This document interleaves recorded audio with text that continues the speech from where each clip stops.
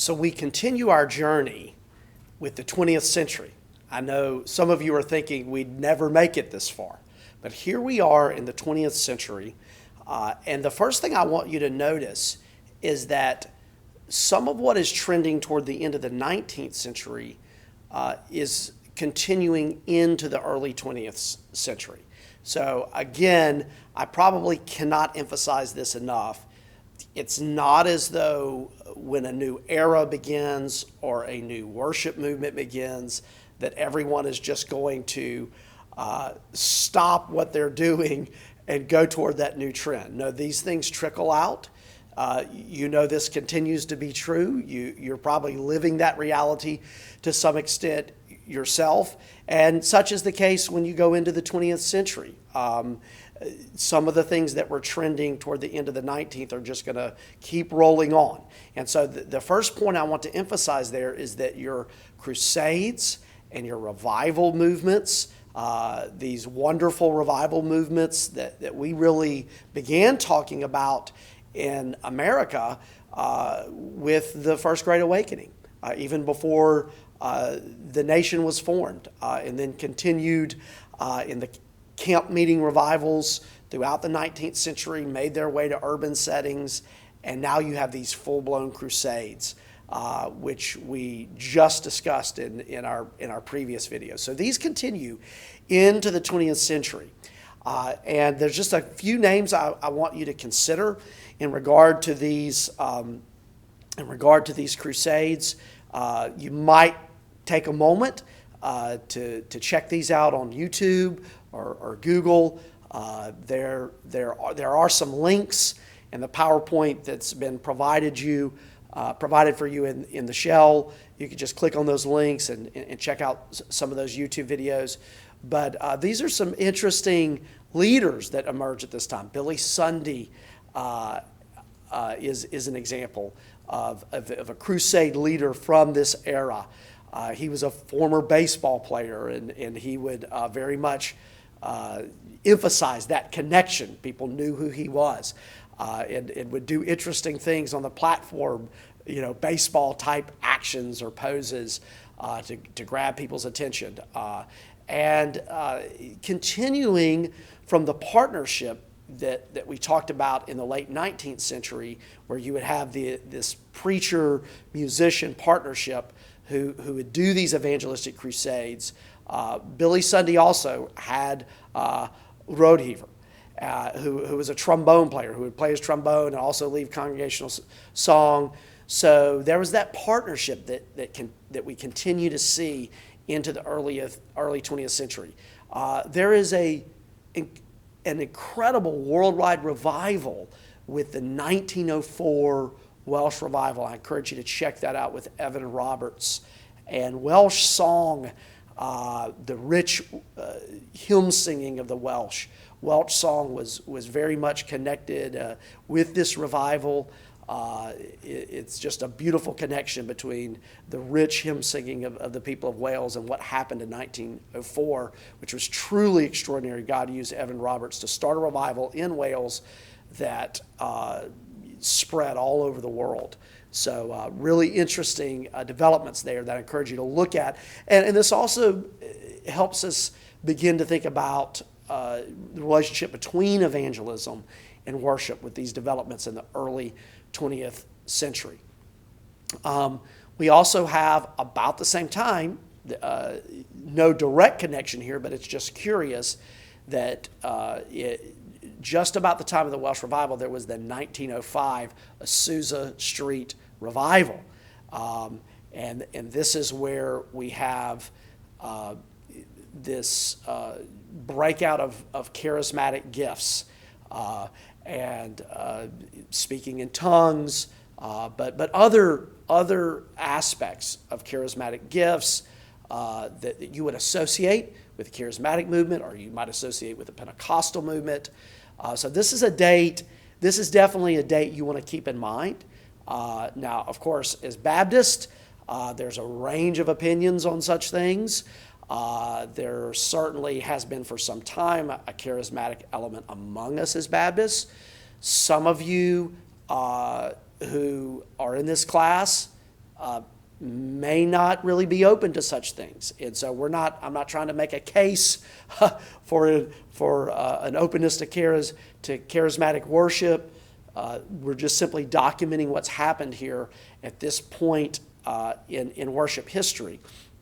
But it is a critical time, and certainly we would have to admit that such developments at the beginning of the 20th century related to the Pentecostal movement, related to charismatic movement, do absolutely and did influence our Baptist churches, evangelical churches throughout the 20th century. So a particular date that I want you to keep in mind, and you do want to make note of this for the test with the location and the person associated with this, is you have the Asusa Street Revival, and this is associated with William Seymour, okay, who does happen to be an African-American man.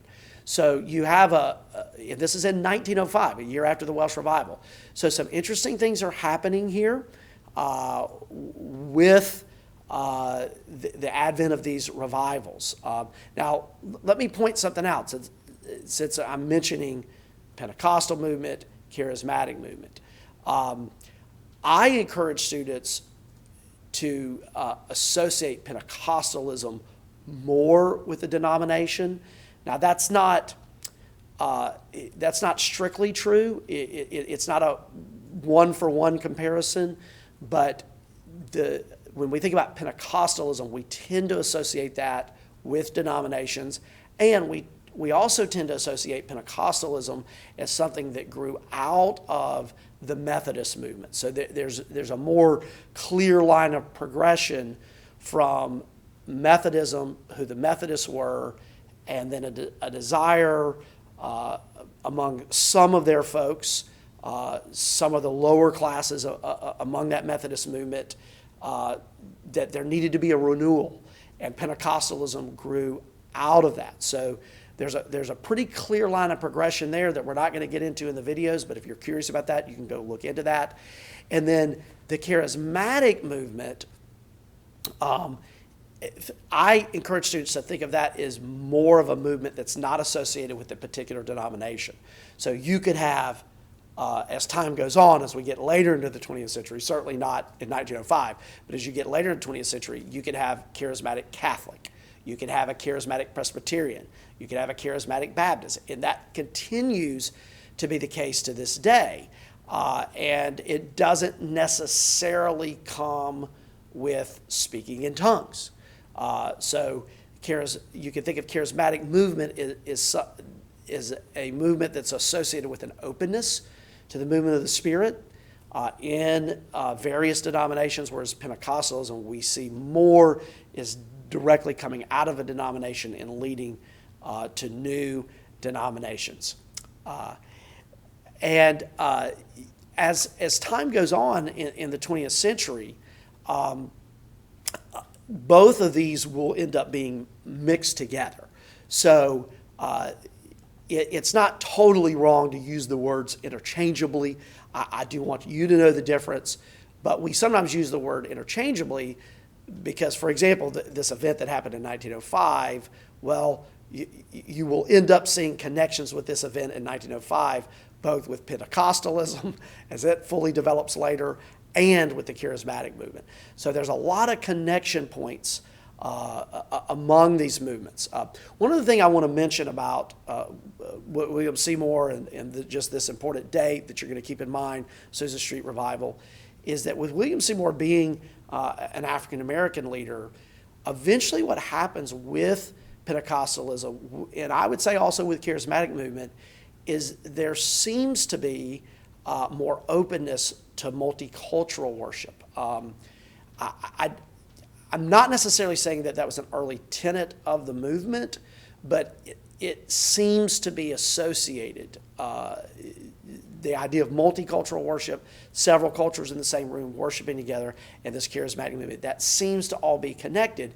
And so even in that, now you might say, well, I don't consider myself a charismatic, and I very much want to see multicultural worship happen. Okay, that's fine. You may not see the connection, but what I'm saying is if you look at worship in the 20th century, who were the first groups in America to really have robust multicultural worship. Catholics, in a sense, have at least had that in theory for a long time, but you're seeing it manifested in your charismatic settings, in your Pentecostal settings, and so that would be something interesting for us to note. Another interesting development, Amy Simple McPherson and Angelus Temple, and this is a evangelist, revivalist type preaching by a woman, and receives great notoriety. Again, to take a look at Angelus Temple and see that the notoriety that received, the sort of public image that formed with Amy McPherson. These are very interesting things that are developing quite fast as we get into the 20th century. So just to make note of these developments is important as we get into the 20th century. And then I also have listed here for you Moody Bible Institute Radio. This is also just a curious development that happens in the early 20th century, where the music that has been enjoyed at these crusades, which is going to tend to be a newer music for their day, greater use of a range of instruments, progressive even might be a word that we would think of with the music, but also choir and orchestra or just standard hymn singing. All of this one could find on Moody Bible Institute Radio. So the whole idea of engaging in worship with a medium like the radio, that's a new thing in the 20th century. And so this would allow you to connect with what even might be originally recorded or written as corporate worship in a devotional setting. So there's an interesting parallel that continues into the 20th century. Now, that would not be totally new, of course, for evangelicals. Eventually being able to have a Bible, a family Bible, or a personal Bible, as that becomes more and more common as time goes on. Of course, would not be common when the Reformation hit. We're really just talking about getting the language of worship in the people's language for corporate worship. But eventually, as time goes on, as these printed materials become more available, your devotional life could be connected to reading the Bible in your language. Well, that had been the case for some time for the 20th century, but now you can also connect with this worship music in your devotional life. So it creates an interesting parallel between devotional and corporate worship. We don't want to set those against one another. We would say, yes, experience devotional worship, which could include listening to worship music, on your phone, or however you might engage with that worship music as your day gets going. We would encourage our congregation members to do that and to be at corporate worship. But I would suggest to you that this availability that was made possible through the radio might have already been planting the idea, the seed, which we run into far too often, that I have my own journey with Christ, my own devotional relationship with the Lord, and I don't need corporate worship. We hear that way too often in America, and there are roots that go all the way back to that frontier worship that we talked about earlier. But this continues in the 20th century with the availability of worship music through the radio. And eventually, as we move through the 20th century, the Crusades did have a great effect for quite some time, but particularly the world wars, they just create a scenario where people are looking for something that's more and more authentic.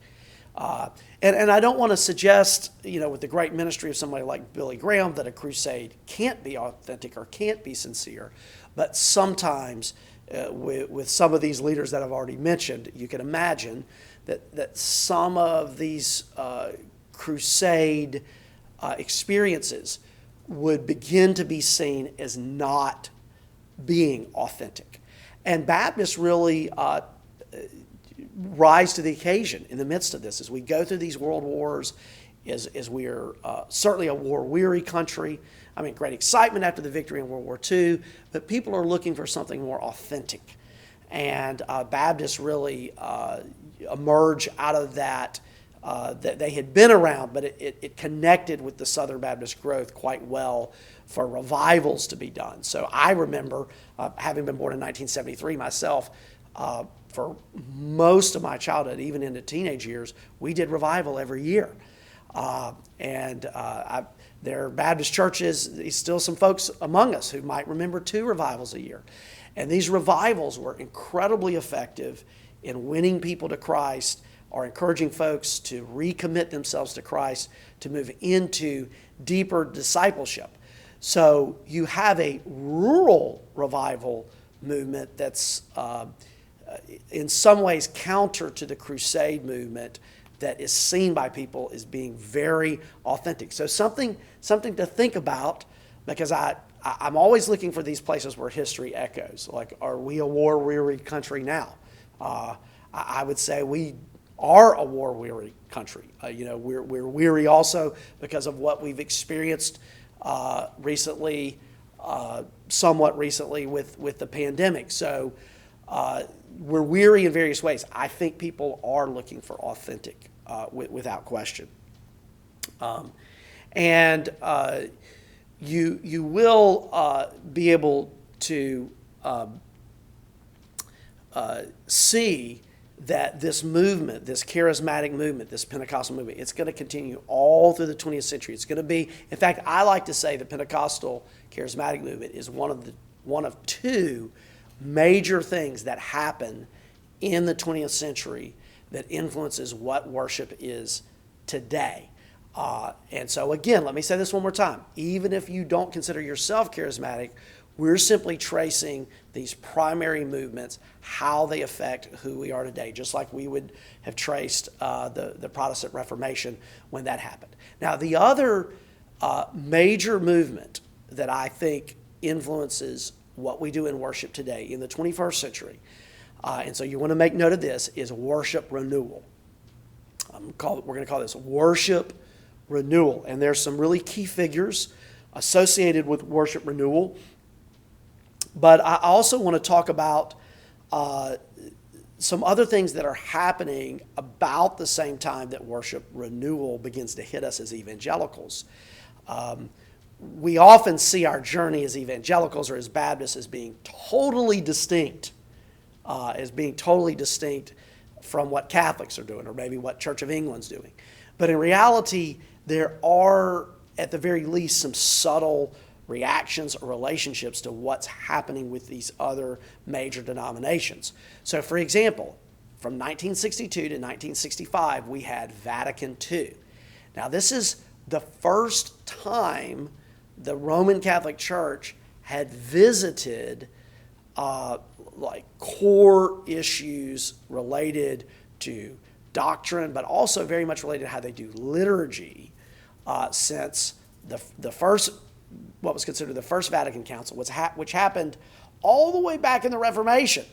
In fact, Vatican I was a reaction to the Reformation, like the Catholic Church saying, what do we want to double down on in terms of our beliefs? What changes are we willing to make, or do we want to refine some things? There were some things that they would have considered as being cleaned up as far as the worship music in the late Renaissance period with Vatican I. Well, this is Vatican II, 1962, 1965. And several things were discussed, but for our purposes, one of the things that came out of Vatican II was a loosening of the language of the Roman Catholic liturgy, and also loosening or encouragement of instrumentation that could be used. So, for example, all of a sudden it was okay in the Catholic Church by the end of this council to use guitars. Now, that was probably popping up in some places anyway, but now it becomes official that there's permission, if you will, to go ahead and use guitars. So you would have places in the United States and Mexico where the priests or those they found to help them would lead worship with acoustic guitars. When we think about the beginning of contemporary worship, most of us don't think about Catholics. But in reality, Vatican II did play an influence here, at least a subtle influence. Or you might look at it, is there these things that are happening, these paradigm changing events, and they're kind of happening together. So we want to make note of Vatican II about this time. But evangelicals are also thinking about worship and what worship should be. And so there's three, I'm referring to these as three towering figures for this evangelical movement of worship, this worship renewal movement. So I do want you to know these names. This is something you want to make note of within worship renewal for testing purposes. So you have Tozer, Wiersbe, and Weber. Okay, these three towering figures: Tozer, Wiersbe, and Weber.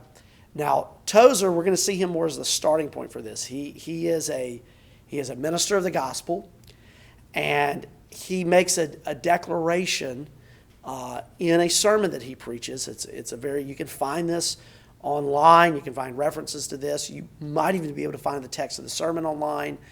But he refers to worship as the missing jewel in 1961. So notice the close proximity to Vatican II. Vatican II is 1962 to 1965, where the Catholic Church is revisiting some worship ideas. But for evangelicals, 1961. This is just 2 years before his death, so these are obviously things he's thinking about and the legacy he's going to lead. And he quite famously refers to worship as the missing jewel. Now, here's what he means by worship being the missing jewel. What he means is, at least in 1961, his perspective was evangelicals had figured out how to do evangelism pretty well. I mean, we'd still say we're trying to learn how to do it in the world in which we live, but certainly we emphasize it, we put lots of resources in it, we seek to encourage our people to know how to do it. But in 1961, he felt like that was something that evangelicals did well. He felt like they also emphasized, proclaiming of God's word and discipleship. So there were things that he was acknowledging that evangelicals did well, but he felt like, in terms of the purposes of the church, you could even connect this to Acts, that worship was something that evangelicals had not really figured out how to do well. So a lot of people would still agree with him on this. So in a way, this starts a ripple, this idea of the missing jewel. Worship is the missing jewel, and realizing we needed to experience a renewal with worship. Another figure I want to mention to you, and this is like standard pastor theologian type, with Warren Wiersbe, and Wiersbe does some great writing. Worship Matters is a great text by Wiersbe on the topic of worship. And so he, a little later than Tozer, he begins writing and talking about worship. But then the last of these has probably had the most influence on what might be happening now in your local church, or what might happen in future years. You have Robert Weber, who was at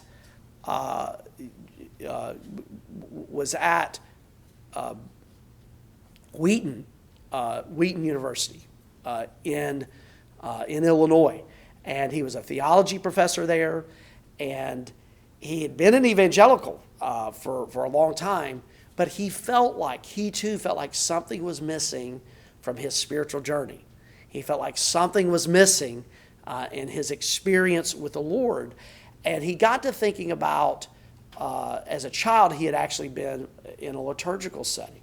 And then when he became an evangelical, he left that. So he got to thinking, he had sort of these childhood reflections about what he'd experienced then, and the liturgy and the beauty of all that. And he became curious about that. And he became this incredible, as a theologian, he became curious about worship and worship liturgy, and really did incredible research. And where he ultimately landed, now he's got some great books you might check out. For example, Ancient Future Faith, not particularly about worship, but just a great work that he wrote in the 1990s that was I would say is very much prescient about where future generations were headed. There are a lot of things he said there that have certainly begun to unfold. But he eventually also wrote Ancient Future Worship.